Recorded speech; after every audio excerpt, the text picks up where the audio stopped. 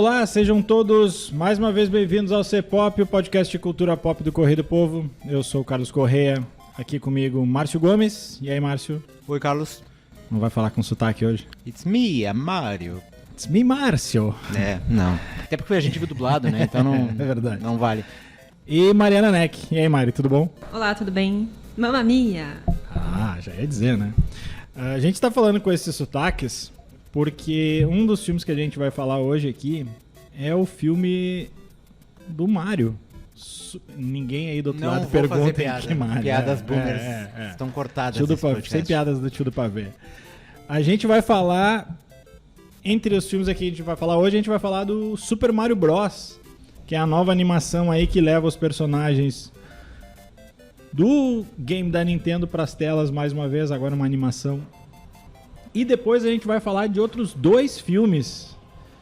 A gente ia fazer um bloco juntando dois, a gente vai meio que separar, mas eles se ligam de alguma forma, né? A gente no primeiro bloco vai falar do Super Mario Bros.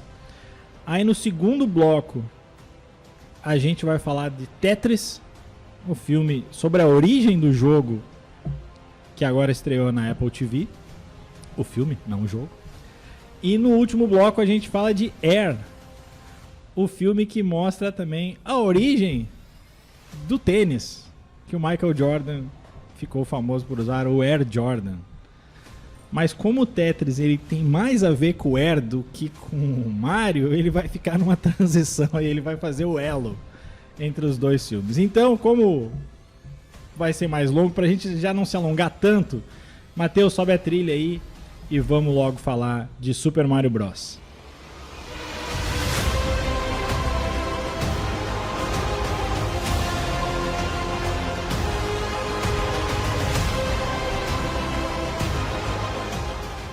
Buenas, vamos lá. Super Mario Bros. Está chegando nos cinemas essa semana.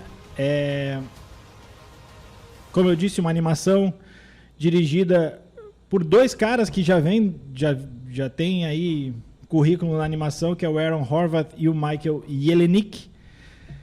Na versão em português, a dublagem é feita por equipes de dublagem mesmo, assim. Não, eu ia dizer profissionais, mas não é...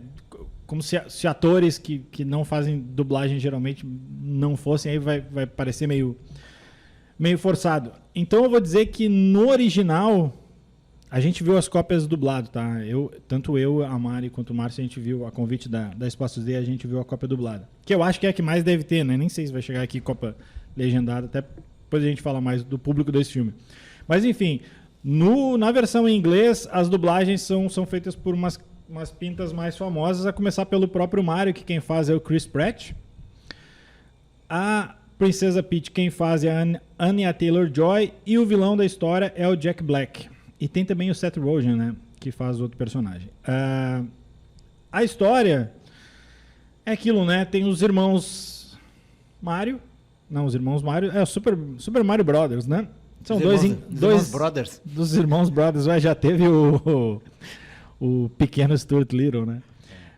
São dois encanadores, eles entram lá pelas tantas num cano e vão parar num outro mundo, e o Mario tem que salvar a princesa. É basicamente a história do joguinho, o reino da princesa. Um joguinho que era a princesa. E escapar, salvar todo mundo das garras do vilão lá, que é um dragão, lagarto, vocês decidem. Tartaruga. Eu vou ficar um pouco mais para trás nessa discussão, porque, para surpresa e choque da Mariana, eu que jogo bastante videogame, nunca joguei Mario. Nunca tive um Nintendo. E então eu vou deixar que o Márcio e a Mari falem mais aí, e depois eu dou minhas impressões gerais do filme aí. Vai lá, Márcio, começa aí. O filme é um... Eu vou deixar a Mari falar essa parte do fanservice, né? Tá. Acho que ela meio que me antecipou um pouco a opinião dela antes do programa. Mas o filme é bastante divertido, bastante engraçado, né? Ele é mais voltado para o público infantil do que para o público adulto.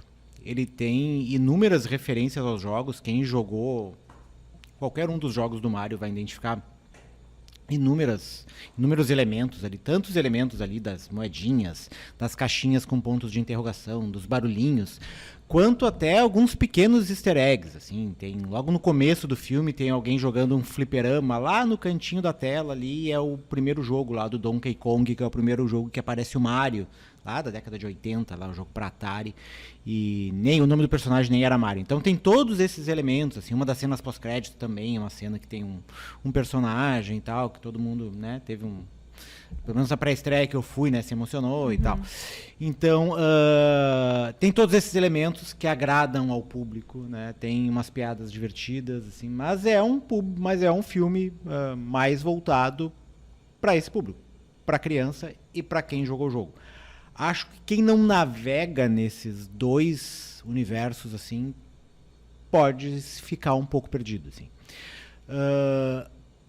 Outro elemento que eu achei de diferente um pouco de relação ao jogo, que até comentei um pouco mais também com a Mari antes, assim, e daí um pouco dos novos tempos, assim, imagino, que é a participação da princesa na história, que nos jogos do Mario, pelo menos do que eu tenho conhecimento, de que eu vejo, assim, a princesa é mais alguém a ser resgatada, assim, né? Ela fica presa no castelo e o Mario tem que ir lá resgatar, tem que salvar, tem que alguma coisa. E no filme, não. Ela é uma participante ativa da história, né? Ela tem missões, ela é quase uma aliada do Mario, né? Quase uma parceira do Mario na história, assim. Até porque o Luigi... não vou entrar nos spoilers aqui, mas ele tem um outro destino na trama, assim. Então, dá esse protagonismo para a princesa que nas histórias não tem muito por causa do protagonismo feminino de agora, porque não faria sentido tu fazer uma história apenas com uma princesa isolada e o Luigi tentando salvar. Hoje isso não cabe mais, né? Então tem essa pequena atualização, tem uma atualização com as piadas, são umas piadas irônicas e sarcásticas, que isso também não tem no jogo do Mario, né? Mas isso faz parte desse nosso novo universo. Mas é um filme que, no final das contas, ele funciona, né? Ele se fecha bem, ele funciona para o público que ele pretende atingir, que é o público que joga o jogo, que é o público infantil, e mesmo para as crianças que ainda não jogaram o jogo, vão ver aquelas telas coloridas, aquela monte de ação e monte de piadinhas e vão se divertir, assim. Então, acho que é um filme bastante cativante, assim, nesse sentido. Sou um pouco receoso nessa... Tem muita gente falando que é o filme de animação do ano. Acho que não chego a tanto. Acho que aí tem que esperar para ver o que vem pela frente, assim, né? Mas é um filme que cumpre o seu papel, assim, na minha opinião. Eu concordo com algumas coisas com o Márcio, mas primeiro eu tenho que dizer que o Carlos Correia não teve infância, né? Porque ele não jogou Mario. Eu falei pra ele que, tipo assim, o Mario é os Beatles dos jogos. Todo mundo conhece, todo mundo gosta. É um personagem querido, não só ele quanto o Luigi. Os vilões, a princesa, Bowser, os Toads, Toads. Todo mundo é muito... O Yoshi, todo mundo é muito icônico, assim, todo mundo gosta, mas assim, não chegou no Carlos Correia, infelizmente. Tem um joguinho do Toad que é quase um quebra-cabeça, que é muito divertido. Tem várias coisas, tipo, do universo do Mario, enfim. Mas falando sobre o filme em si, eu gostei muito. Isso é chocante, porque eu só venho reclamar dos filmes aqui, né? Mas eu gostei muito desse filme. Lógico que, como o Márcio falou, né? O que ele se propõe a fazer, acho que ele é muito bem sucedido, assim, eu acho que traz esse colorido do mundo do Mario, os personagens são muito queridos. A dublagem brasileira ficou ótima, que nem o Carlos falou no começo do programa, a gente assistiu em português, né? E eu tava esperando ver em inglês, porque eu queria ouvir a Anya Taylor-Joy dublando a Peach. E eu fiquei, no começo, vou ter que ver em português, mas eu acabei me cativando, assim, pela dublagem, que tem um sotaque meio ítalo-brasileiro, assim, uma coisa meio paulista da capital lá. Barraqueira. Assim. Essa cena é perfeita. Enfim, mas eu gostei bastante, assim, eu acho que eu passei o filme inteiro sorrindo, porque eu peguei todas as referências, assim, e uma coisa que me chamou a atenção, que eu acho que talvez seja meio extra filme, mas foi que a produção pareceu muito carinhosa e cuidadosa com o que eles estavam fazendo, assim, achei que foi quase uma homenagem, assim, sabe? Eu sei que a gente está em época de live actions e jogos indo para as telas grandes, ou vice-versa, né, para séries, mas eu senti que eles tiveram um cuidado especial para colocar ali. Eu sei que não é o primeiro filme do Mario, né? Tem uns que já fizeram, mas floparam todos, né? Então eu senti esse carinho, assim, eu me senti abraçada. Isso que eu nem sou, tipo, uma fã de Mario, mas eu joguei Mario durante a infância. É um personagem que sempre tá ali quando tu vai jogar algum jogo, né? Mais de arcade e tudo mais, enfim. E eu adorei. As cenas de humor funcionam, assim, eu achei um filme engraçado. Tipo, o Bowser, que é não sei se a gente entra em spoilers agora, mas o Bowser, que é um vilão, ele é um vilão quase carismático. Um vilão romântico. só queria se casar, sabe? Então, eu gostei de tudo, assim, eu veria de novo, quero ver de novo. Tipo, Só queria se casar mesmo fazendo chantagem. Mas, enfim, é um gaslighting. Quem né? nunca, né? Quem nunca, né? Tipo, eu destruo o mundo ou tu casa comigo. O que é uma declaração mais romântica do que essa? Não tem. Mas é um filme que eu quero ver de novo, acho que vale a pena ir, tipo, com balde de pipoca, refrigerante e crianças junto, acho que vale a pena. É um filme que eu gostei bastante, mas assim, não sei se eu diria que é o melhor filme de animação do ano. Porque eu não sei exatamente se ele vai bater de frente em sentido de técnica e tal. Mas se for pegar justamente nessa parte de nostalgia e de fanservice, com certeza, assim, eu acho que é difícil bater algo assim esse ano. Eu já vou me arriscar a dizer que ele não vai ser o filme de animação do ano e muito possivelmente o maior candidato a melhor animação do ano largou um trailer ontem, né? Quando a gente... Que é o Spider-Verse.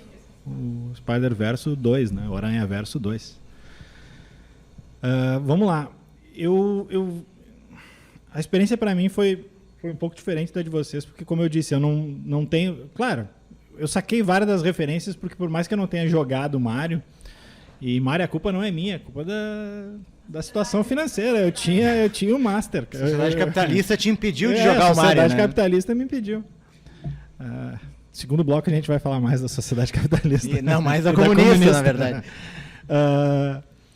Enfim, eu tinha o Master e o Mega, e depois pulei pro Play. E depois pro Xbox. Mas enfim, eu sei as referências, porque enfim, elas estão aí desde muito tempo. Eu tava procurando aqui, são mais de 300 jogos da franquia do Mario. O jogo que mais vendeu até hoje na história é o Minecraft. Assim, isolado, um jogo só. Mas se tu pegar a franquia do Mario, ela supera fácil o Minecraft. Ainda mais com 300 jogos, né? Mas, então por isso ela já está firme e forte aí enraizada na cultura pop. Eu acho assim, eu tenho algumas dúvidas quanto ao filme. Eu acho assim, eu vou dar minha nota, a gente está fazendo esquema de estrela, né? Eu vou pular essa parte e vou dar minha estrela, porque eu já antecipo. Eu já botei a minha no Letterboxd lá. Eu também botei a minha no Letterboxd. Eu acho, eu gosto, assim, eu acho um filme 13 estrelas. Você botará também. Eu acho um filme 13 estrelas por aquilo que ele se propõe. É isso aí. Mas assim, ele é um filme infantil. Infantil não é... Tem alguns filmes, algumas animações são infanto-juvenis. Esse não, esse é um filme infantil. Ele é um filme para criança. Ontem, depois que eu botei ali eu sempre costumo botar as cotações que eu dou para os filmes no Instagram. E aí, mais de uma pessoa vem perguntar assim, é bom? Eu disse, cara, é bom, mas é para ir com criança. Vou levar meu sobrinho. Ótimo, esse é o caso. O Mauri, que era o nosso colega aqui, eu disse, cara, esse filme é pra quem gosta muito do Mario ou pra quem é criança. Ele disse, cara, meu filho adora o Mario. Então esse filme é total pra ele, cara. Total pro Martin esse filme. Por quê? Porque eu digo assim, pra quem não pesca, quem não pescar as referências, ele é uma animação ok. Tipo, a história... Não que história de desenho animado infantil precisa ter lá um roteiro muito elaborado. Mas ele é uma enorme deixa para mostrar na tela ali, um jeito de recriar na tela alguns gameplays, né? Tipo, ele tem que pular daqui para lá, o caminhozinho que vai soltar, o cogumelo que vai dar impulso, os canos que vão sair de lá. Aí lá pelas tantas eles têm que correr, porque tá na cara ali que é o Mario Kart, tem outro jogo que é o Odyssey, né? Enfim.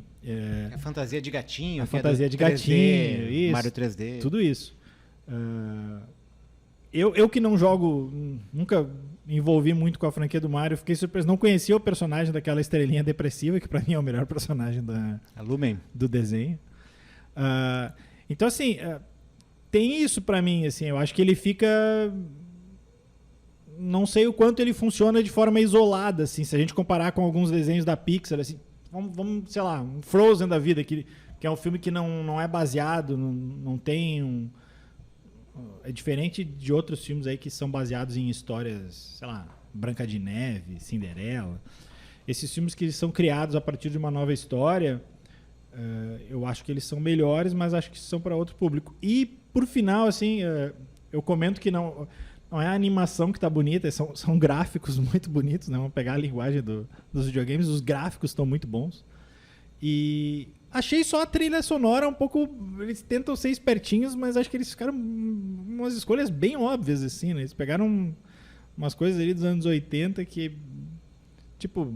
Não sei, cara. Quando o Shrek fez isso, era um pouco novidade, mas já vamos fazer 20 anos aí do Shrek de botar umas músicas que antes eram impensáveis pra desenho, assim. Sei lá, nos anos 80 tu nunca concebia ter um desenho que lá pelas tantas ia tocar Thunderstruck do AC/DC, né? Mas acho que assim, pro que ele se propõe, eu acho que ele é um filme legal, assim, cara. Eu não consegui compartilhar da empolgação que a galera tava. Na saída do cinema era assim, que nem o Márcio estava falando, assim, melhor filme do ano. Tinha gente falando assim, a animação daqui pra frente só tem 2 caminhos.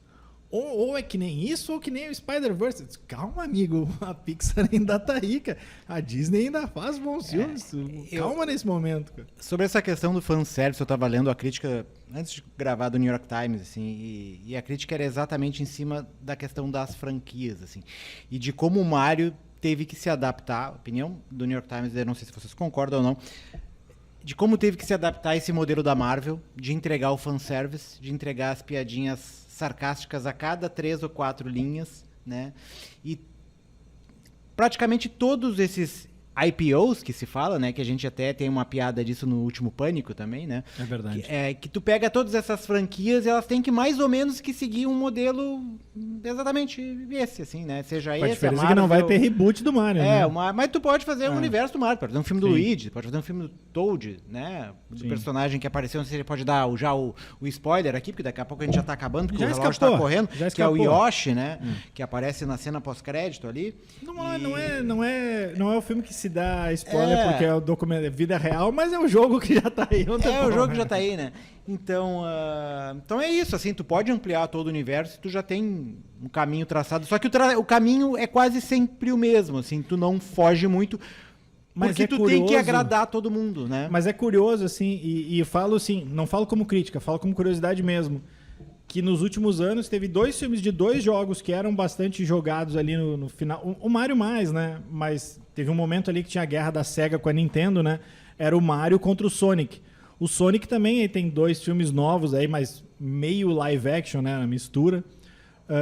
E o Sonic foi por um outro caminho. O Sonic é menos infantil que o Mario, né? E funcionou menos, eu acho, né? Mas ele tem uma boa bilheteria. Mas eu acho que em termos de qualidade... Eu vi só o primeiro, eu achei divertido, mas, sei lá, pra mim tem o Jim Carrey e já larga na frente, assim, então... Mas foram escolhas bem diferentes, assim, o Mario aposta num público mais infantil, e se a gente for pegar um perfil dos jogos, se eu estiver falando uma besteira enorme aqui, o Matheus me corrige, mas a Nintendo tem uma pegada menos adulta, assim, que... tem alguns RPGs muito mais complexos e tal, mas no geral, tipo, tu vai ver esses jogos sanguinolentos pra caramba, os Call of Duty, os God of War. Na Nintendo tu vai ver o Mario, tu vai ver Animal Crossing, tu vai ver umas coisas mais fofas, assim, no geral. Não é que não tenha jogos violentos, tem. Mas tipo, o jogo de tiro da Nintendo é o, como é que é? Splatoon, que é... Bem divertido, é tinta. Que é jogo de tinta, que ninguém morre. É um paintball. Então acho que faz mais sentido com Caindo de com maduro um filme do Splatoon aí, né? Tá aí um filme sobre jogo de tinta. Sonic ou Mario? Mario, eu joguei mais Mario, mas joguei Sonic também, mas não... falando do filme, né? Do filme, Pode dar a opinião do game também, ninguém tá limitando assunto, nada, né? assim. Ninguém notou que eu fiz sair pra mexer no celular, né? Não, o filme do Mario, com certeza. Filme do Mario. O mais engraçado é que se eu for pensar desses aí, o que eu mais joguei não era nenhum nem outro, era o Alex Kidd. Vou fazer o filme do Alex Kidd, né? Alex Kidd em Miracle World. Vamos estourar o tempo aí, né, Márcio? Então já vamos... Estamos chegando, eu sou a ampulheta aqui, né? A Mari tem que dar a nota, porque a Mari não vai nos acompanhar nas próximas 2. Difícil ser cancelado aqui, né? Não, mas a minha nota é 13,5. É isso, a maior nota do trio hoje, viu só? Tá bom? Porque falaram que... O Márcio deu quanto? Dei 3. Deu 3, 3,5, quase um 4, mas 3,5. Porque Tá, eu sei que é a emoção do momento. 15 assim. a nota. Nossa nota é 3,15. 13,5. O 13,5 da Mara é quase 5, né? Fato, pra quem, né, no Letterboxd eu mostrei pro Carlos, ele ficou chocado, porque eu dou notas muito baixas pros filmes. Assim. Lembro A minha dos média jurados É só uma estrela ou 5 estrelas. Aracide Almeida, sim, não tem pra meio quem é termo. os mais antigos, que nem o Carlos, lembra dos jurados do Silvio Santos, e a Mari é nossa verdade. Aracide Almeida. Então vamos lá, vamos sair do mundo encantado do Mario para o mundo encantado, ponto de interrogação, do comunismo.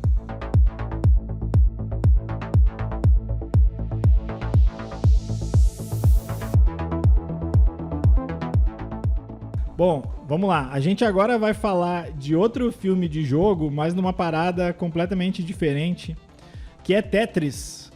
Um filme sobre... Não é nem a origem do jogo, né? É a origem financeira do jogo. A negociação. A negociação dos direitos do jogo. É um filme sobre direito.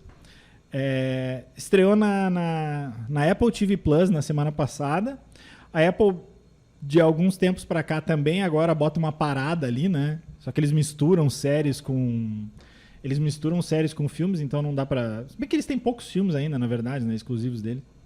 Originais. Mas enfim, o Tetris estava bem ali, estava oscilando entre segundo ou terceiro, perdendo só para o maravilhoso Ted Lasso. Nunca deixaremos de elogiar aqui.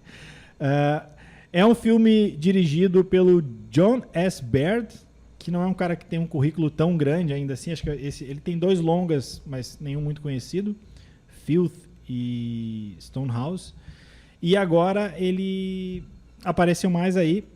O filme tem como protagonista aqui o Taron Egerton, que é um bom ator, na verdade, né? Ele já tinha se destacado. Acho que o primeiro filme de maior sucesso dele acho que foi aquele Kingsman. E aí depois ele fez o Elton John, né? Que deu outro status pra ele. E agora... ele tinha feito Blackbird também, que é da Apple, que é uma série bem boa. E ele até é presença frequente em premiações, né? Ele pode não ter levado nada, mas ele tá sempre sendo indicado aí. Enfim, ele é o Hank Rogers, que é um cara que tava vendendo um outro jogo lá, o Go. E aí nos anos 80, e ele conhece lá numa feira de games, na banca ao lado, o pessoal tá jogando Tetris, ele olha o Tetris, se apaixona, quer ir atrás dos direitos para vender. E a história é sobre isso, assim, porque o Tetris foi criado por um programador russo, e aí na época, ali nos anos 80, ainda era a União Soviética, era bem a finaleira da Guerra Fria, mas ainda era a União Soviética e Estados Unidos eram inimigos mortais, e aí dá para se imaginar o que tem a partir disso. Mas tem mais que isso, tem as sacanagens entre americanos e entre russos e russos, não só entre russos e americanos. Gente, também é um filme que é complicado não falar no spoiler em si, porque a gente sabe que o jogo tá aí, né? Então, presume-se que deu certo. Nada que um Wikipedia não mate exatamente, o spoiler. Né? Mas... Márcio, quer começar falando tu aí do filme? O que tu achou? Pode ser. Eu gostei do filme. É um filme na linha do próximo que a gente vai falar, do Air, né?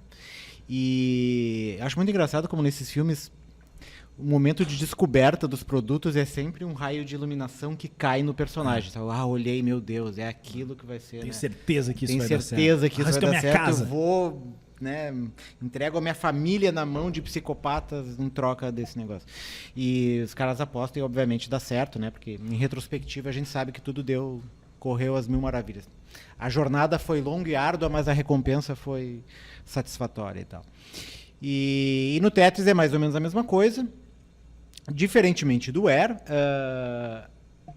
ele mostra um lado mais, como o Carlos falou, de negociações obscuras por trás. Todo mundo querendo passar a perna no outro. E isso torna o filme, para mim, muito mais real, assim. Não que o filme seja totalmente real, mas ele se torna muito mais palatável, assim, menos propagandístico, né?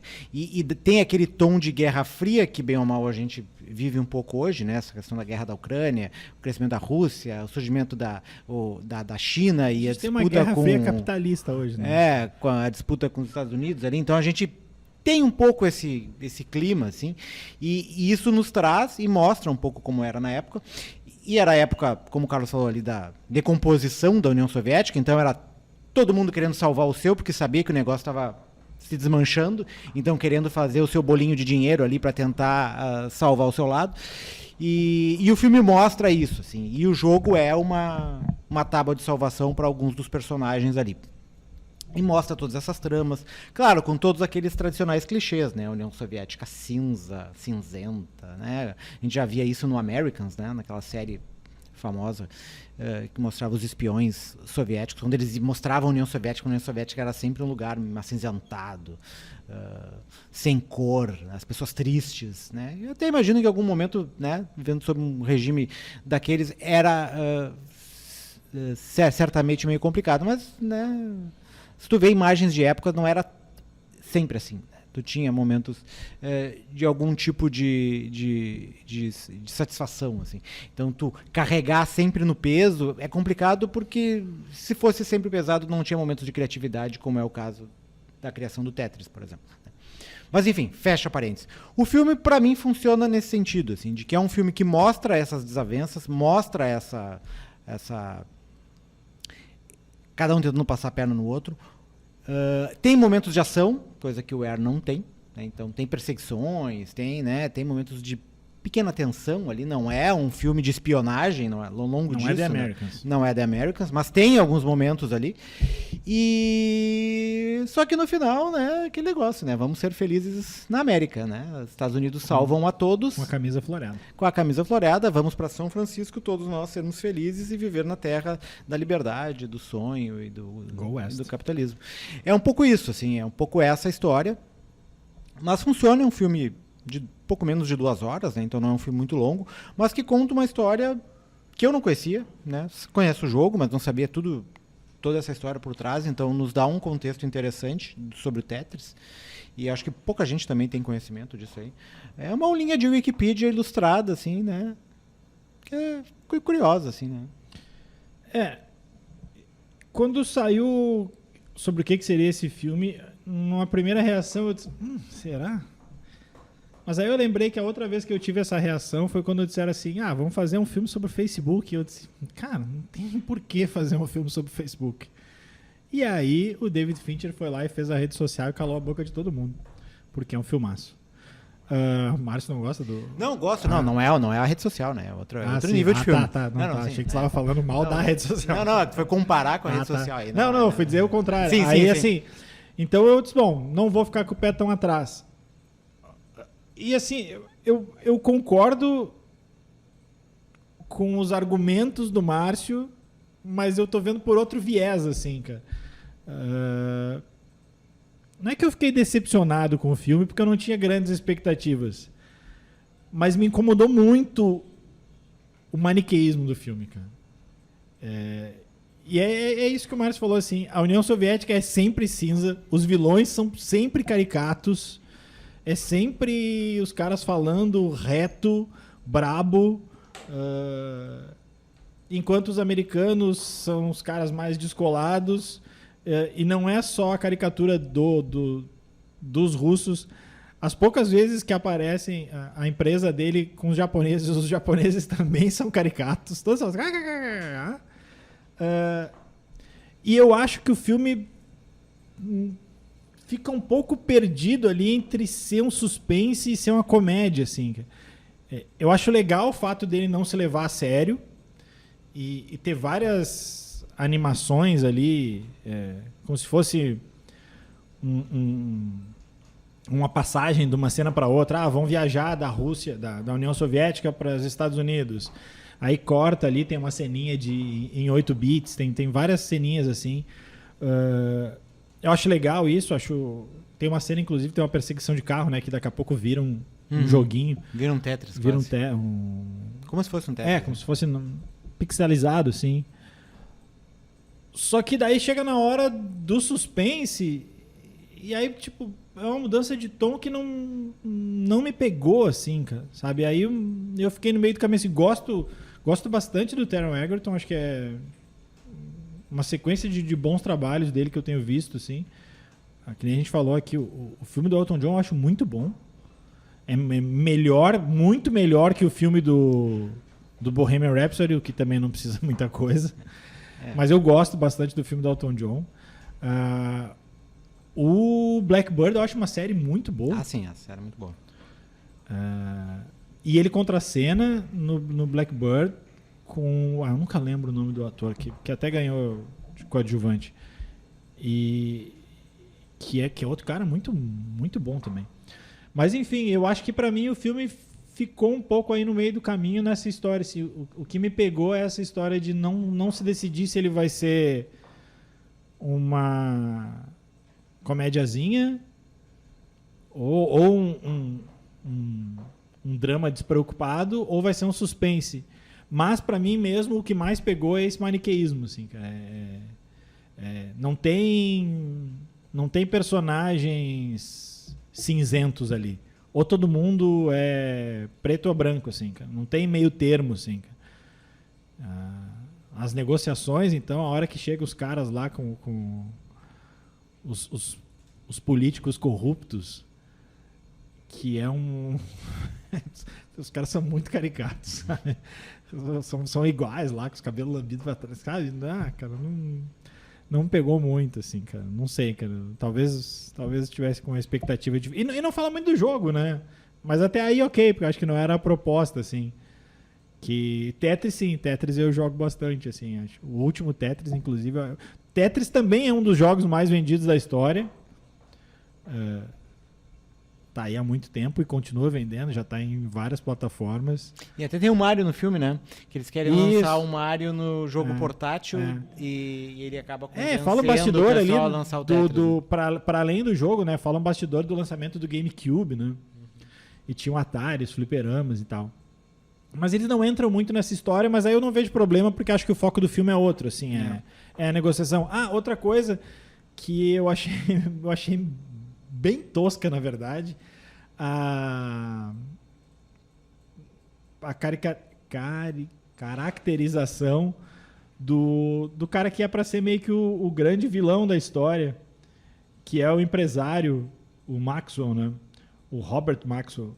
A caracterização do Roger Allam, a maquiagem, cara, eu achei muito ruim aquela maquiagem. Me lembrou muito o Tom Hanks no filme do Elvis. Do Elvis, assim, mas pra quem viu o Tom Hanks no filme do Elvis, um filme multi... até que passa, cara, né? Por um filme de streaming, tá eu bom. achei muito ruim aquela caracterização do cara no Tetris. Mas enfim, é isso, assim, cara. Vamos de estrelinhas, porque o filme não tem muito spoiler, né? Deu tudo certo e o jogo tá aí. O jogo tá aí, né? Joguem. Ficou nas mãos norte-americanas, né? Com os direitos, né? As nossas dicas de hoje vão ser: joguem Mario, joguem Tetris. Joguem Tetris, joguem videogame. Tá, eu vou começar então, porque a minha nota vai ser menor que a do Márcio. Eu dei 2,5 estrelas. Deixa eu ver como é que eu dei. Eu dei 3,5. 3,5. Vamos fechar em 3. Fecha C-Pop fecha em 3. Tá bom. 2, 3 já hoje, né? Tá bom, mas é isso aí, né? Tá bom, é um bom tamanho. Então agora a gente sai dos direitos. A gente pegou como gancho do Mario pro Tetris serem jogos. E agora a gente vai pegar do Tetris pro Air o fato de serem buscas por direitos autorais. Sequência de produtos. Sequência de produtos. Então tá, Matheus, sobe a trilha de novo aí, vamos lá.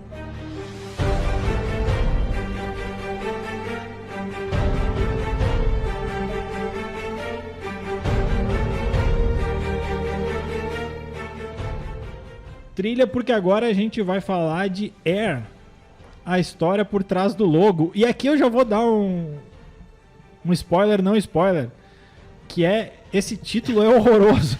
Tá errado. Tá errado, inclusive. Porque não tem nada a ver com logo. Até fala do logo, né? Mas a história não é só logo, ele só cita o logo ali. Exatamente. Não tem nada a ver essa história de logo. É um filme sobre o tênis do Jordan. E se tu for ver o título original, não tem nada a ver com isso. É alguma coisa, Courting a Legend. É tipo cortejando uma lenda, que é o Jordan, que faz todo sentido, sabe? Uhum. O filme é sobre os caras da Nike tentando convencer o Jordan a assinar com eles. E aqui já vai a sinopse do filme.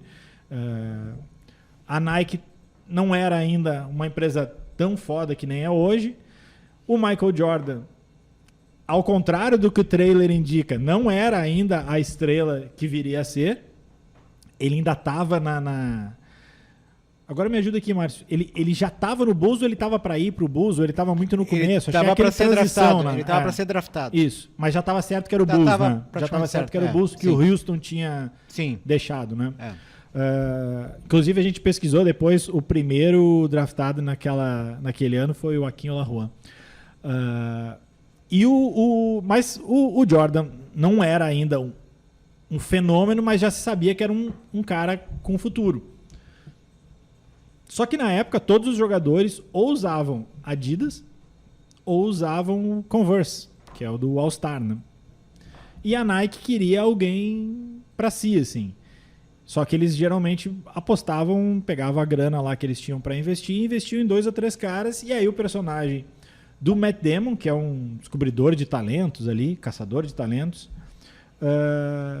resolve bancar e diz, não, quem sabe a gente, em vez de investir em 2 ou 3 médios, investe num cara só, porque esse cara é foda e tal, que era o Michael Jordan.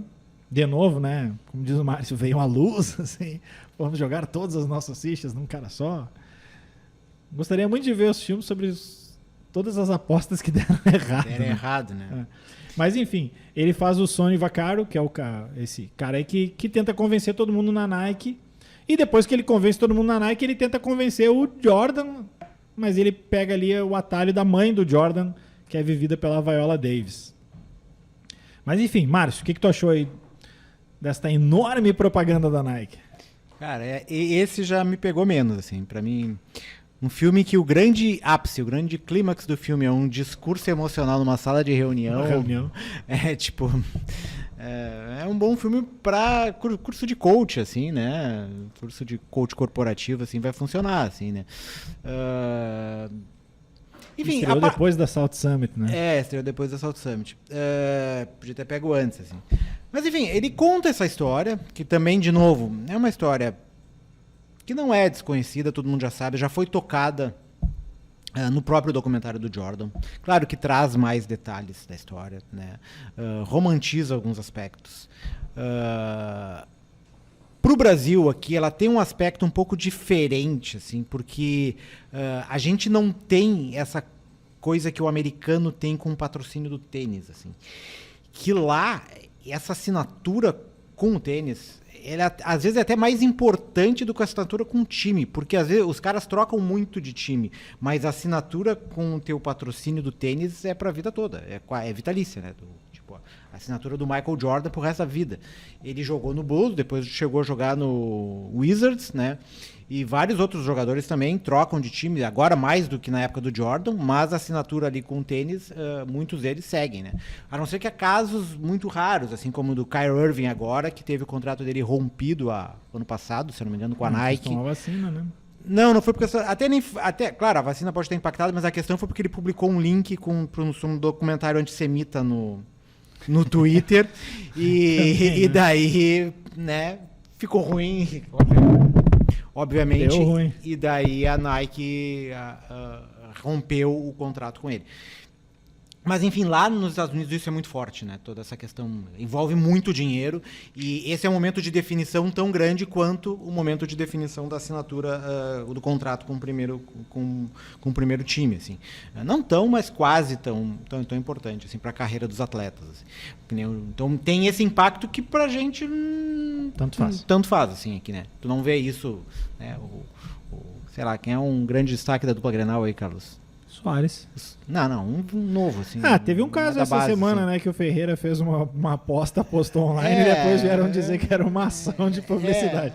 O Grêmio tem o Soares, o Jeromel e o Cano, e os caras vão usar o Ferreira.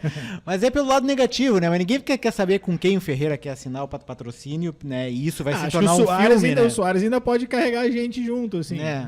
Mas não vai virar um filme, exceção, né? Mas não vai virar esse negócio, não vai virar um filme. Mas enfim, voltando para a questão do filme, para não desvirtuar muito, é isso, assim, é uma história, é um filme sobre salas de reuniões e sobre negociações. Sim. Eu acho que a história tem um drama maior e tipo, ela funciona mais quando a Viola Davis entra na cena e daí tem as negociações com ela. Aí eu acho que a coisa... Que ela tá lá por exigência do Michael Jordan.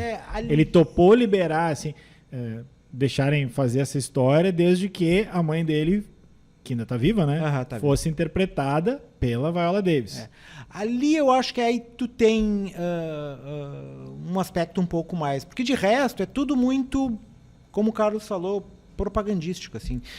Toda a questão de por trás dos bastidores que mostra no Tetris, não mostra na Nike. Todas as empresas ali são extremamente honestas nas negociações. Com exceção do cara que faz o acerto com a Nike, que o máximo de patifaria que ele faz é ir por trás do empresário e falar com a mãe do Jordan. Mas não tem nenhum outro, né? Não tem outra conversa mesmo paralela nessa empresas, história. A Adidas só tá atrapalhada porque eles são os alemães. Exatamente, Mas não são sacanas. Não, é tudo feito, né? O que a gente sabe que nessas negociações muitas vezes, não sei se no caso do Jordan não foi. Que tem sido uma característica. E aí eu vou puxar, o Márcio até pode falar melhor sobre isso do que eu. Tudo que tem a ver com o Jordan, para ter o sinal verde, o Jordan libera, desde que... E aí as coisas dão uma amenizada, assim, né? A série, aquela, a gente já viu série, isso, sim, né? tinha a mão firme dele, né? Foi uma série que tocava em alguns pontos polêmicos da carreira dele ali, mas obviamente... né, tudo passa por ele. Tudo passava por ele. Até teve alguns personagens ali que deram entrevistas no começo da série elogiando a série. Acho que o Pippen foi um deles, né? E deram outro tipo de entrevista no final da série, porque se sentiram quase que, não digo traídos, né? Mas sentiram que ficaram mal na história, assim. E esse filme é um pouco isso, assim, né? Toda a questão disruptiva, o tênis, vamos lançar o tênis com uma cor diferente, daí vamos pagar, porque achamos isso importante, né? É curioso que assim como o Tetris, e aqui eu acho que talvez eu tenha sentido um pouco mais falta disso, se fala muito pouco no tênis, né? Tipo, é um diálogo ali, assim, a gente vai... Eles mostram lá o designer que fez o tênis, que a gente tá falando do Air Jordan, que assim...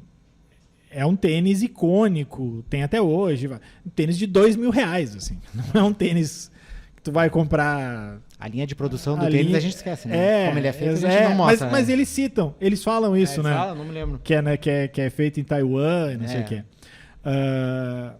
Mas assim, é um tênis icônico até hoje. O Jordan não joga mais há sei lá quantos anos e o tênis continua icônico ainda hoje. E vende, né? Ali tinha uma parada que só podia ter no máximo 50% de outra cor, tinha que ser branco, né? Tinha que ser branco, Eles bancam que não, vai ser vermelho. E nós vamos pagar a multa. E nós vamos pagar a multa. Outra coisa que eu esqueci de falar aqui, né? O filme é dirigido pelo Ben Affleck, né? Que bem dirigido até, eu acho. Eu acho que fora essas partes das propagandas ali, que eles ficam focando lá os 10 mandamentos da Nike... E nossa, eles viraram a noite, viraram o final de semana para conseguir, não sei o quê. Eu acho que faltou um pouco falar mais... Momentos Elon Musk aí da história. Falar um pouco mais do tênis em si também, cara, porque de tão icônico que ele tem um pouco só ali que o cara diz assim, a gente vai investir mais na praticidade ou na forma? Não, vai de forma, cara. E aí acabou. E aí acabou.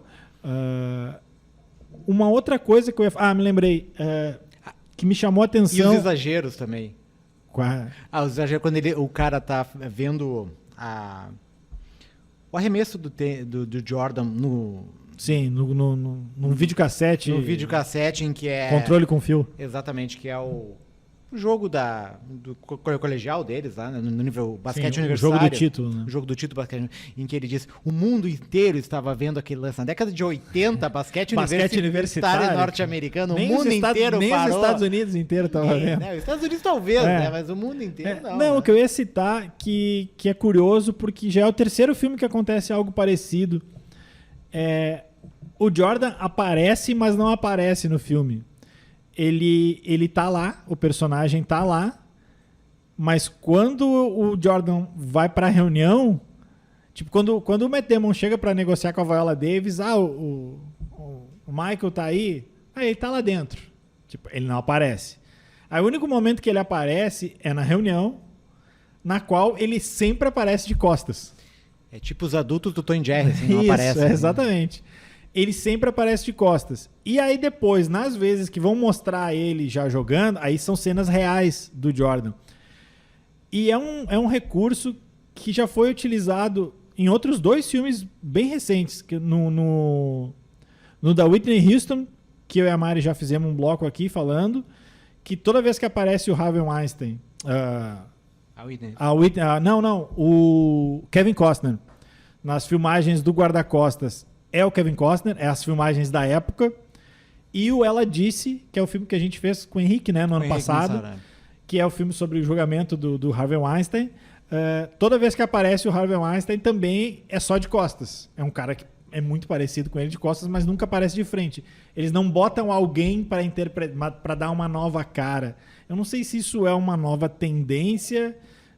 Só achei curioso, assim, porque são 3 filmes bem recentes com personagens marcantes e nenhum deles tem isso, assim. Da minha parte, assim, para encerrar nesse aqui, eu acho que eu até estava quase dando um pouquinho a mais de nota, já entrando na hora. Eu quase ia de 4 estrelas nesse filme, porque eu gostei, assim, apesar do discurso coach. Mas, cara, ele é muito propaganda, assim, cara. É muito propaganda da Nike, assim. E aí é a maior propaganda desde Náufrago, que é a maior propaganda da FedEx, que o cara fudeu lá anos e anos sozinho, mas depois ele foi lá e entregou. Mas o Náufrago pelo menos é divertido, né? Não, mas eu gostei. Eu achei esse filme divertido. Ele é um filme bom. Eu acho que ele vai ser o filme melhor de ver no streaming.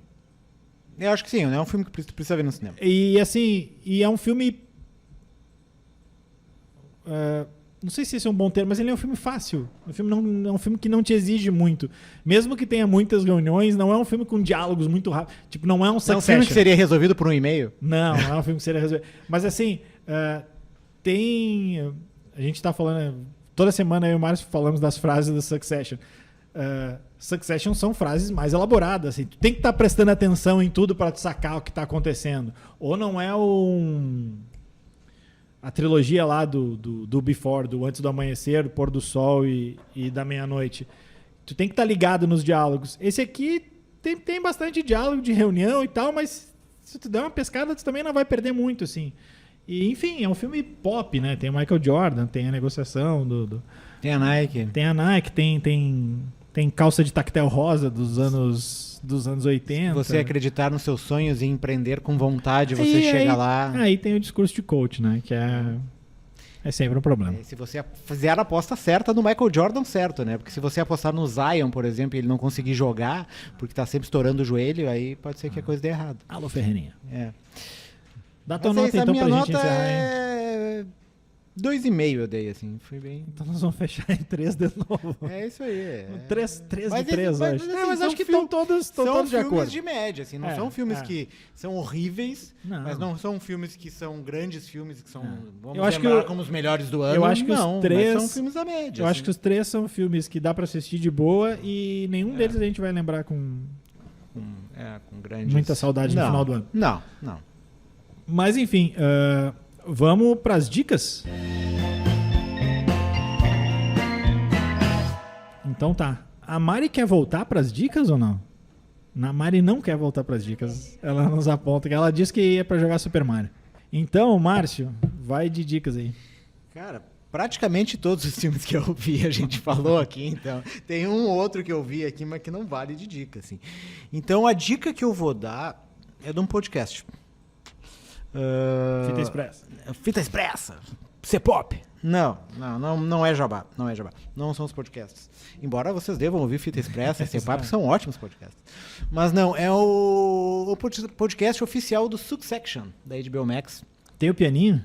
Tem o pianinho, tem até o da HBO Max. Tem a televisão com a estática ali. Ele é comandado por uma jornalista de tecnologia dos Estados Unidos, a Kara Swisher, que entende muito de mundo corporativo e dessas negociações e do que ocorre de bastidores, especialmente da indústria de tecnologia. Assim. Tem vários podcasts e trabalhou muito nesse setor lá há anos, então ela é quase que uma referência. E ela é que faz o programa, então, em cada episódio ela entrevista, na primeira parte, pessoas que participam da produção da série. No primeiro episódio foi o criador, né, o Jesse Armstrong. Armstrong. Acho que é Jesse Armstrong. No segundo, agora não me lembro quem foram os segundos. Disgusting Brothers? Mas enfim, sempre são personagens não, mas sempre são pessoas, produtores e pessoas que estão dentro do universo da série. E na segunda parte, ela pega algum elemento da trama e chama alguém para comentar sobre e ver o quanto isso é verídico. Então, no primeiro, ela pegou um cara que era diretor do BuzzFeed para falar sobre a empreitada dos irmãos lá, do Ken, da Shiv, do Romney, do 100. Aí o cara falou o quanto Sim, o primeiro episódio. do quanto. No segundo episódio, pegou uma advogada de divórcio de celebridades para falar sobre o divórcio da Shiv com Tom. Assim. Então é um programa bem dinâmico que não faz simplesmente um relato. Pega como gancho. E não faz simplesmente um relato do que aconteceu na série. Ele abre um pouco, né? Conta como é que a coisa foi feita e depois amplia o escopo para tentar adequar. Funciona bem, só que, obviamente, é em inglês. Então, Quanto tempo é? É 45 minutos. É bem razoável, assim, não são longos episódios. É bem bom. Então é o podcast oficial da série do Succession da HBO Max. Essa é a minha dica. Certo. Eu vou dar de dica. Ontem, a grande vantagem do filme do Mario é 1h30 só. E a gente viu no Praia de Belas. E aí eu e a Mari, como o filme era 1h30, dava tempo, eu sou fã de carteirinha do ET, o filme. E aí tem no Praia de Belas uma exposição dos 40 anos do ET, que na verdade os 40 anos foram ano passado, né? Porque é o filme de 82. Mas ela tá ali ela começou em março e vai até o final do mês. Até 30 de abril ela é gratuita, só tem que fazer a inscrição ali para... Tipo, a cada 10 minutos tem uma mini tour, assim, que também é rápido, deve durar 10, 15 minutos no máximo. E assim, eu achei muito legal porque, para além de... tem uns pôsteres... Tem um pôster japonês que, cara, tem 6 pôsteres diferentes, que é um mais lindo que o outro. E aí tem uns quadrinhos do filme, tem os bonecos lá para tirar foto, tem o Atari com a fita do ET, que eles não lembram, né, que o jogo do ET foi um dos jogos que causou o fim do Atari. Enterrou o Atari. Enterrou o Atari, porque eles tiveram que literalmente enterraram as fitas. Tem um documentário na Netflix ainda sobre isso. Mas enfim, o legal é que quando tu chega no final dessa experiência, tem as bicicletas do filme, obviamente não as do filme, mas tem bicicletas semelhantes às do filme, e tu pode fazer uma experiência em realidade virtual, em que tu fica em cima da bicicleta, pedalar é opcional, como a menina fala lá, e aí eles te botam óculos de realidade virtual e tu tá dentro da cena em que o ET voa com a bicicleta, faz as bicicletas voarem. E chegou a fazer isso, Márcio? Não deu tempo ontem. O trânsito não impediu que eu fizesse qualquer coisa além de ver o filme. É impressionante, cara, porque